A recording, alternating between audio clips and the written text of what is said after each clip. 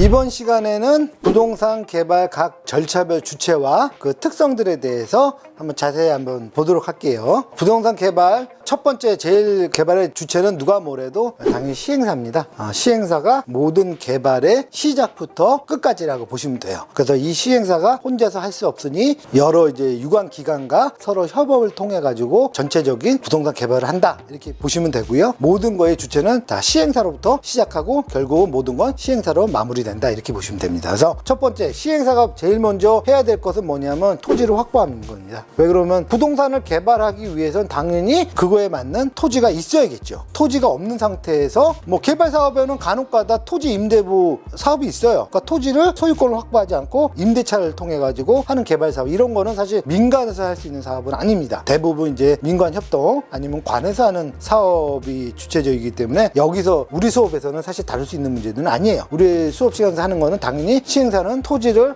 확보한다는 전제를 놓고서 개발 사업은 진행을 하는 거예요. 그래서 실제로 개발 사업에 보면 여러 가지 이제 정해진 리스크가 있고, 그 다음에 소위 말하는 이제 불이타, 각 상황에 맞게끔 갑자기 툭툭 튀어나오는 그런 리스크들이 있는데, 개발 사업에서 가장 첫 번째 리스크다 그러면 당연히 이 토지 확보에 관련된 리스크예요. 그래서 실무에서는 어떤 일이 있냐면은 시행사가 토지를 확보되지도 않은 상태에서 금융이라든지 뭐 각종 모든 것들을 다 세팅을 맞춰놔요. 그리고 나서 토지를 확보하려고 했더만 그 사이에 가격이 올라가서 결국 토지 확보를 못 하더라. 왜 그러면 처음에 계획했던 거보다 가격이 올라가면 어때요? 다시 다 짜야 돼. 이거를 싹 바꿔야 된단 말이에요. 왜 그러면 토지 비용 그만큼 올라갔기 때문에 수지부터 해서 다 바꿔야 되는 부분이다 보니까는, 그래서 토지 확보에 관련돼 가지고 사실 시행사가 당연히 해줘야 되는 입장이고, 이걸 바탕으로 모든 개발 사업은 이루어진다라는 걸 전제하에서 해야 돼요. 그래서 토지는 반드시 시행사는 토지 확보가 된 상태에서 이루어져야지. 토지 확보라는 게 소유권을 처음부터 확보하라 이런 뜻은 아니에요. 그러니까 토지 계약을 했던가, 심지어 토지 계약 자체 계약금이 없다 그러면 토지에 대한 뭐 약정을 했다든지, 약정이라 해가지고 기간을 만약에 뭐 1년 동안 유효한다든지 뭐 이런 약정을 했다든지, 그런 것도 사실 포함이 되는 거거든요. 물론 이제 토지 소유권만큼은 확실하진 않지만 그래도 계약금만 걸었더라도 정상적으로 나중에 이제 PF 잔금 이런 걸 통해서 잔금을 치를 수 있는 이런 거, 그다음에 약정서 같은 경우는 자금이 조달돼 가지고 토지 계약 잔금을 치를 수 있는 부분들이 있기 때문에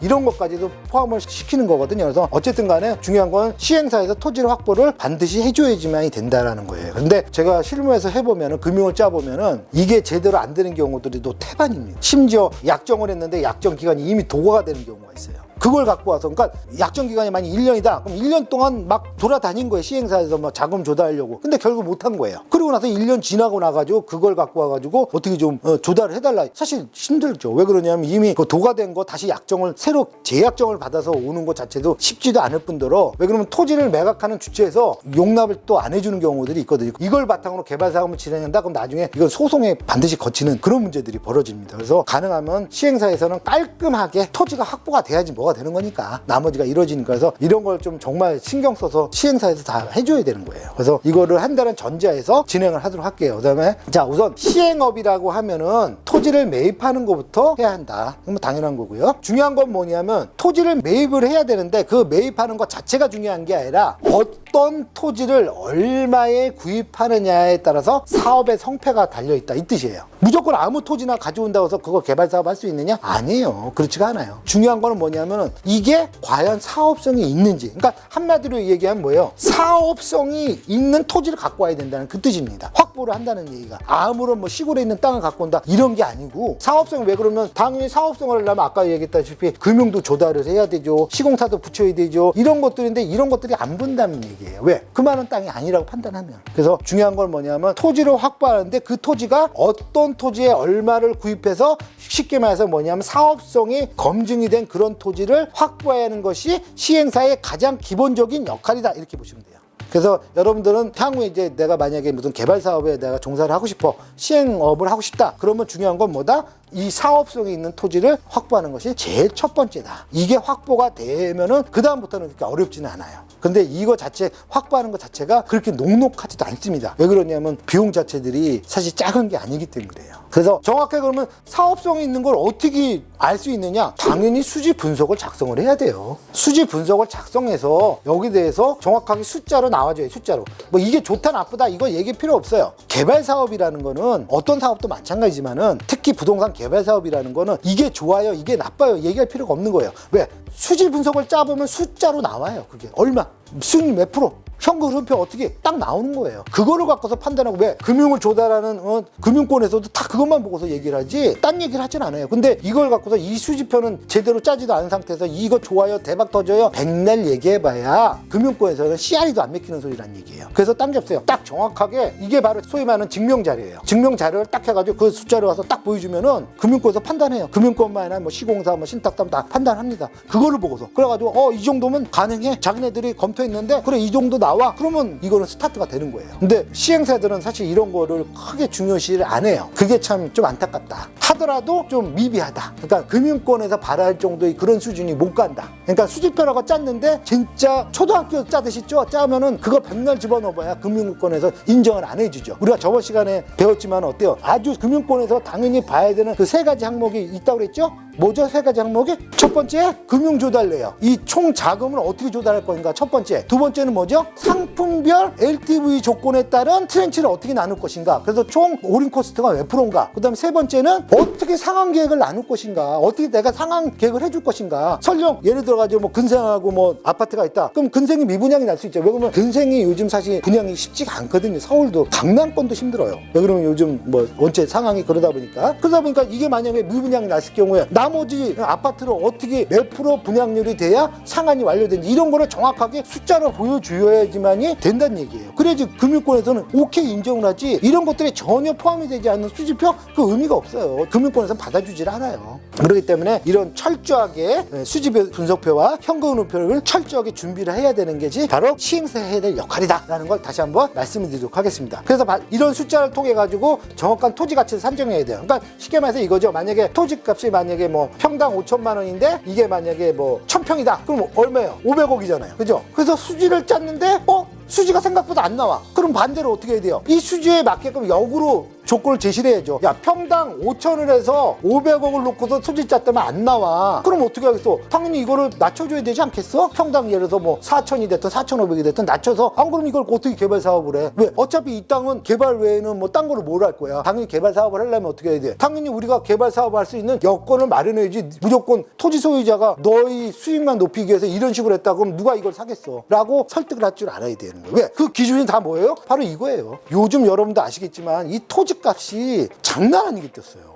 특히 서울 같은 경우는 전체 개발 사업을 했을 때 지출 비용의 50%, 60%, 70%가 다 토지 값이에요. 나머지 다 합쳐서 뭐 시공 뭐 다 합쳐가지고 공사비 뭐 이런 각종 비용 다 합쳐도 이 30%, 40%밖에 안 된다는 얘기는 뭐야? 그만큼 전체 지출 비용 중에서 토지가 차지하는 비율이 너무 높다는 얘기예요. 이렇게 하면 사실 개발 사업이 정상적으로 이루어지기가 힘들거든요. 그럴 경우에는 반대로 이 수지표를 바탕으로 해서 설득을 해야 돼요. 이렇게 해가지고는 누구도, 우리뿐만 아니라 어떠한 개발회사도 이거를 살 수가 없다. 당연히 가격을 조정해달라고 해서 설득을 해야 되는 거예요. 그래서 만약에 매각할 주체가 그렇다 그러면 당연히 가격을 낮춰서 조정하는 것이고요. 이런 식으로 작업을 하는 거예요. 그러기 위해서는 반드시 입으로만 백날 갖고 얘기해봐야 소용없다. 뭐로? 숫자로 보여줘라. 사람이 입은 거짓말을 할 수 있지만 숫자는 절대 거짓말을 하지 않거든요. 그래서 그 숫자를 보여주는 게 이게 바로 뭐다? 증명자료다. 이렇게 보시면 돼요. 그래서 여러분들은 앞으로 개발 사업할 때는 반드시 이 숫자에 모든 포커스를 맞춰야 된다. 이것을 꼭 다시 한번 말씀을 드리도록 합니다. 자, 두 번째, 부동산 중개업소 지주 작업을 전문적으로 하는 업체들이 있어요. 그래서 이 지주 작업 전문하는 업체에서 뭐 매입할 수도 있는 것이고, 그 다음에 아니면 또 뭐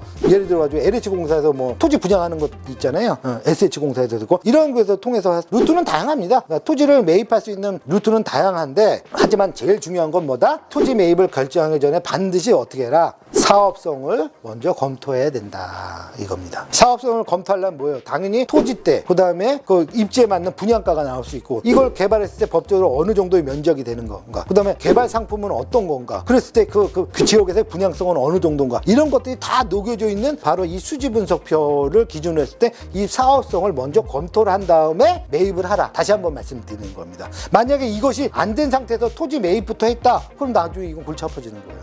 당장은 못하겠죠. 왜? 사업성이 안 나오니까. 그럼 어떻게 해야 돼? 나중에 5년 10년 지나고 나서 다시 땅값이 뛸 때 다시 그때 검토를 하셔야 돼요. 근데 만약 땅값이 안 뛰고 계속 떨어진다 그러면 사실 힘들어지죠. 이런 경우들이 왕왕 벌어집니다. 그래서 사업성을 검토할 때는 반드시 아주 디테일하게 하셔야 된다는 거 다시 한번 말씀을 드립니다. 그 다음에 세 번째는 그럼 토지를 매입을 안 하고 차라리 토지주와 공동으로 사업하는 방법도 있다 이거죠. 그걸 이제 소위 말해서 뭐라고 그런다? 지주공동 개발 사업이라고 표현하는데 이거죠. 토지는 A라는 토지주가 되고 여기서 B라는 개발업체가 들어와가지고 여기에서 이 각종 이제 토지 플러스 이제 뭐 각종 이제 개발 비용 뭐 공사비들 해서 각종 비용이 있잖아요. 이 공사비를 B가 조달하는 거죠. 그래가지고 A와 B하고 공동 사업을 진행하는 거예요. 그래서 나중에 총 뭐 정산했을 때 그 사업 이익에 대해서 A와 B는 적정한 비율로 나누는 거. 이걸로 소위 말해서 뭐라 한다? 지주 공동 사업이다 이렇게 표현하는 거예요. 그래서 실제로 지주 공동 사업도 활발하게 이루어집니다. 통상적으로 이제 토지주가 개발을 하고 싶어 하지만 본인이 전문성이 부족할 경우 이럴 경우에 부동산 개발을 전문적으로 하는 B 업체랑 같이 컨소시엄을 이뤄가지고 공동으로 사는 거 이와 같은 것들을 이제 지주 공동 사업이라고 하고 이런 방법도 아주 괜찮은 방법이냐. 다만 이제 했을 경우에 이 B가 금융을 조달할 때 이 A의 토지를 담보로 해가지고 조달한 경우가 대부분이기 때문에 그럴 경우에 A가 어떻게 이거를 억셉을 해줄 것이냐 받아들일 것이냐 그 다음에 그랬을 경우에 나중에 이거 정산해서 나눈 때 그 비율을 몇 대 몇으로 할 거 사실 이런 것들이 되게 첨예하게 대립이 됩니다. 그래서 사업 자체의 모듈은 참 괜찮으나 현실적으로는 사실 이게 좀 녹록지는 않아요. 해보니까. 왜 그러면 서로 바라보는 관점이 다르다 보니까는 조금 마찰이 생깁니다. 그래가지고 사실 안 되는 경우들도 태반으로 벌어지고 있고 요거는 좋은 사업 모델이지만은 현실성으로는 조금 더 디테일하게 좀 접근해야 된다라는 걸 말씀을 드리도록 합니다.